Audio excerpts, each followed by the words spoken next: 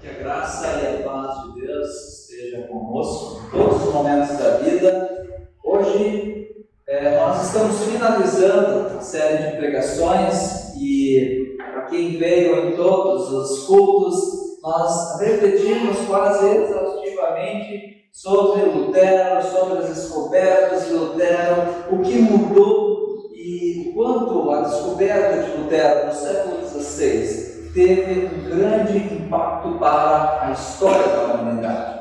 Nós refletimos também sobre princípios que nós não arredamos o pé, que nós não abrimos a mão, e nós operamos, nós temos 4 princípios que são fundamentais e que nos auxiliam na nossa caminhada de vida e de fé, que é somente a Escritura, somente a graça, somente a fé e somente Cristo. São pilares e fundamentos que nós não abrimos mão. É somente a Escritura, é somente Cristo, é somente a graça, é somente a fé. Domingo passado nós refletimos sobre uma pintura que ensina, de Lucas Cranach, e uma pintura muito bonita que aponta para Cristo no centro. Não importa o pregador, não importa o que está ao lado, é Cristo. Cristo deve ser o centro da nossa fala. Bom, e hoje nós estamos na última série, no último tema. Tá, ok, e agora nós temos essa herança, nós temos esses princípios. E agora, como nós vamos olhar para o futuro? E se tem um livro na Bíblia que melhor soube lidar com o passado, o presente e o futuro, foi um homem chamado Neemias. Neemias, nós temos um livro no Antigo Testamento. Se você tem a sua Bíblia, pode abri-la, e eu quero, devido ao tempo curto nosso aqui, eu também não posso ler todo o primeiro capítulo, que era de objetivo, mas o livro de Neemias é um livro fundamental também em nossos dias. Como nós bem sabemos, muitas vezes, diante das circunstâncias, diante das situações, nós como cristãos, nós não agimos como deveríamos. Infelizmente. Muitas vezes nós vemos países, lugares, igrejas sendo destruídas, igrejas sendo invadidas, e nós, como cristãos, o que nós fazemos? Qual é a nossa atitude diante do sofrimento que por vezes está chegando muito perto de nós? Cada vez mais, antes era só no Afeganistão, no Iraque, onde o que nós fazemos hoje seria, sem sombra de dúvidas, pena de morte para todos. Inclusive lá a lei permite que você entre e metralhe, ou seja, mate aqueles que estão confessando a fé em Jesus Cristo. Isso é fato. E Neemias, ele está num contexto maior. Para nós compreendermos o texto de Neemias, nós precisamos olhar lá para o princípio da Bíblia. E eu quero fazer uma caminhada com vocês, muito rápida. Quando nós olhamos para o final, o primeiro livro do Antigo Testamento, o livro de Gênesis. Eu queria ver os meus confirmandos aí, falando todo mundo Gênesis, né? O livro de Gênesis, nós vamos ver José, a morte de José. José era filho de Jacó. Jacó é a primeira linhagem aos patriarcas, Abraão, Jacó e Isaac. E José, a gente sabe a história, eu não vou me delongar nela aqui. José, ele era o filho mais novo de Jacó. Jacó então tinha vários filhos e tinha ali uma briga entre a família. Isso só acontece naquele tempo, não acontece hoje, né? Hoje em dia não houve mais isso. Mas naquele tempo, os irmãos o venderam como escravo para o Egito. E isso aconteceu. Mas os planos de Deus também para José foram concretizados a partir da palavra, a partir de Deus. Então José foi preso e ali na prisão ele interpretou os sonhos do faraó, 7 anos de vacas gordas, 7 anos de vacas magras, e ele começou a ter prestígio porque Deus estava do seu lado. Apesar de todas as reviravoltas, Deus estava do seu lado e o colocou ali, naquela situação, para que algo maior pudesse acontecer. José então ele se tornou vice-rei e do mais alto escalão do faraó. Após, quando os irmãos vão para o Egito para comprar alimento, porque não tinha mais, a seca tinha devastado tudo, e o Egito, graças à interpretação dos sonhos do faraó, o Egito então eles construíram, eu ia falar reserva, sistema, não é outro nome, como é que é agora? Silos, isso mesmo, silos, e ali guardaram muito alimento, e eles tinham alimento abundante para todas as regiões ao redor. E os irmãos de Jacó então vão para lá para comprar, eles se encontram, fazem as pazes, está tudo certo, a família de José vai tudo para o Egito, e ali eles começam a se multiplicar. Ali o povo hebreu começa a crescer, isso também era uma promessa que faz a Abraão. Então ali se concretiza, o povo hebreu cresce de uma forma assustadora, e o tempo vai passando, muda de faraó, muda de governante, até chegar um faraó e dizer: tem muito hebreu aqui nessa história. Se der uma revolução, isso aqui, a gente vai estar com um grande problema. Então vamos escravizar. Então o faraó escravizou o povo durante 400 anos, o povo ficou escravizado, e até que o povo começou a lembrar do Deus verdadeiro, e começaram a clamar, e Deus enviou então Moisés os libertou, e durante 40 anos então Moisés e o povo de Deus peregrinou no Egito, no deserto. Então, após a entrada da terra prometida, Josué assume a liderança. Josué teve um grande trabalho de lidar com aquele povo que era conhecido como o povo resmungão.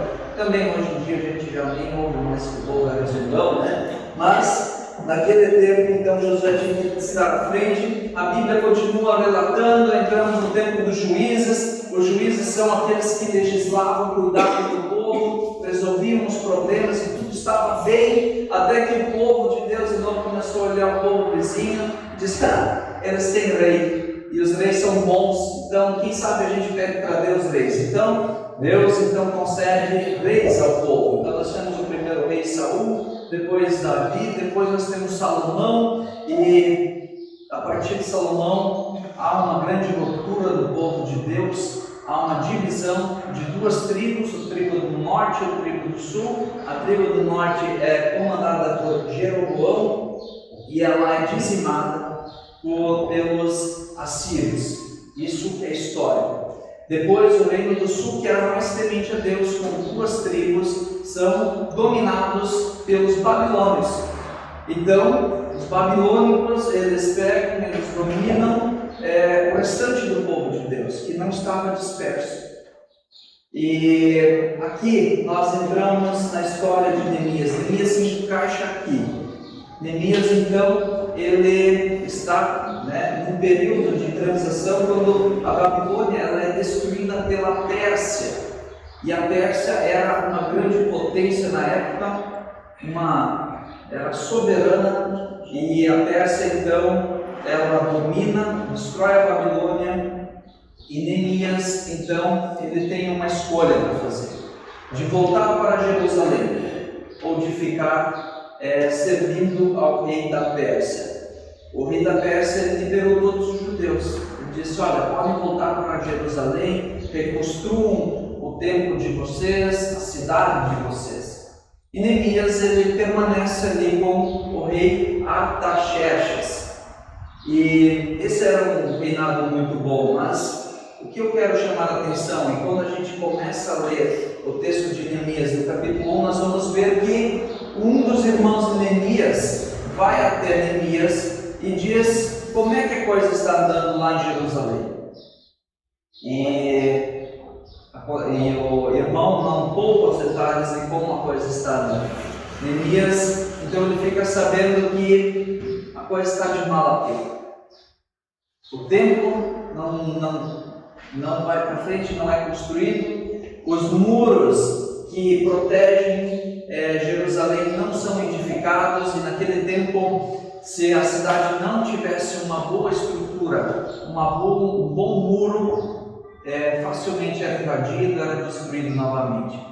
Então, o irmão de Neemias, ele vai até Neemias e diz: olha, a coisa está de mal a pior.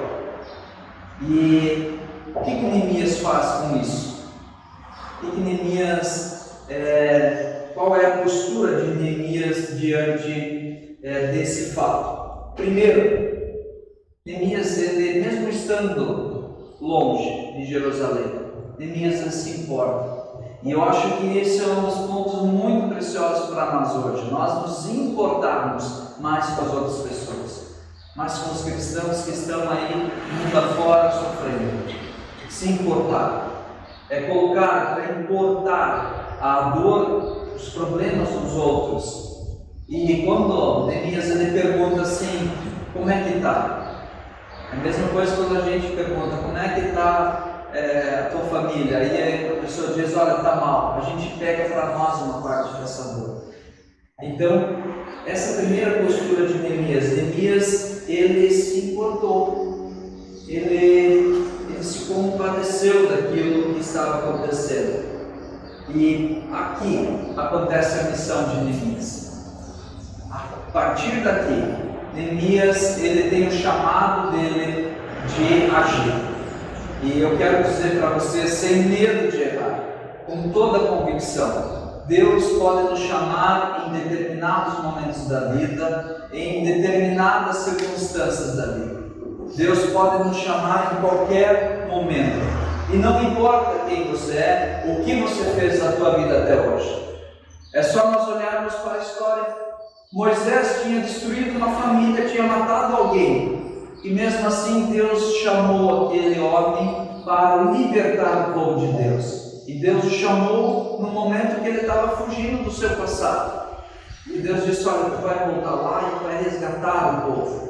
Nós podemos olhar para inúmeras pessoas que foram chamadas por Deus em determinados momentos. Davi estava apacentando as ovelhas, estava alheio de tudo aquilo que estava acontecendo e Deus o chamou. No Novo Testamento, quando nós olhamos para Pedro, Tiago e João, que estavam exaustos, pescando a noite toda, sem pegar um lambari, não tinha lambari, fugiu o nome do peixe também, logo me veio na mente, agora até me fugiu ali no raciocínio, mas eles estavam cansados de pescar, a noite toda não tinham pegado nem tilápia. Não tinham pegado nem uma tilápia, porque no Mar Morto tem tilápia. E a noite toda pescando. E de manhã cedo Jesus diz: olha, eu vou fazer vocês pescadores de pessoas. A história muda. Deus pode nos chamar em determinados momentos da vida. Deus pode fazer isso, Deus é poderoso para isso. Então Neemias, a missão de Neemias começa naquele momento quando ele fica sabendo que Jerusalém está indo de mal a pior. O povo tinha voltado, mas não estava conseguindo dar a volta por cima. Então Neemias ele se importa. Neemias tem uma atitude. Mas ele só se importa? Não. Ele ora. Ele bem que podia ter ficado e dito assim: olha, azar deles, eu estou aqui com a minha cama quentinha, meu prato de comida, eles lá agora se virem. A opção era deles voltar. Mas não, ele pegou e ele começou a orar a Deus. Aliás, Neemias tem 13 capítulos e 12 orações, 12 belas e bonitas orações. E aqui no capítulo 1 a oração é mais extensa. Mas ele diz: ó Deus dos céus, Todo-Poderoso, a minha casa, a casa do meu pai pecado, perdoa-os. Porque Neemias tinha convicção que ainda faltava perdão dos pecados para voltar a toda a força para reconstruir o templo e reconstruir o muro. Neemias tinha certeza que Deus estava ouvindo, e Deus estava o acompanhando. Então Neemias ele se importa com a notícia. Neemias ele fica inconsolado, ele chora. E aliás, há inúmeros textos, profetas, inclusive Jesus chorou, apóstolo Paulo chorou. Chorar é um momento em que a dor não cabe no peito. Neemias ele se senta, ele chora e ele diz o que é que está acontecendo. Mas Neemias não fica somente nessa superficialidade. Neemias ele toma uma atitude. Ele se entristece até o ponto que o imperador percebe que ele estava muito triste e o imperador o libera e o auxilia a ir a Jerusalém, a reconstruir o muro e o templo. Ou seja, Neemias teve uma postura, Neemias teve algo que nós hoje precisamos ter mais: ousadia. Ousadia que Lutero teve no século XVI, de dizer: olha, tem algo aqui que não está batendo com a Escritura, tem algo que não está acontecendo, não está certo. Ousadia. Ousadia Neemias teve. Neemias não ficou na superficialidade, Neemias tomou uma atitude, Neemias orou a Deus e Neemias foi até as pessoas. Neemias fez isso voluntariamente. Neemias não ganhou nada, pelo contrário, a posição dele juntamente com o rei era muito boa. Talvez alguém um dia vai dizer: nem era tão boa assim, porque ele tinha que comer comida antes do rei. Na verdade, o último versículo do capítulo 1 diz: lá nesse tempo ele era copeiro do rei. Mas copeiro, além de provar comida para ver se a comida não estava envenenada, ele tinha inúmeros outros privilégios, inclusive ele aconselhava o rei. Então, Neemias estava num lugar perfeito, uma situação boa, uma situação confortável, mas ele não permitiu que o seu povo continuasse sofrendo.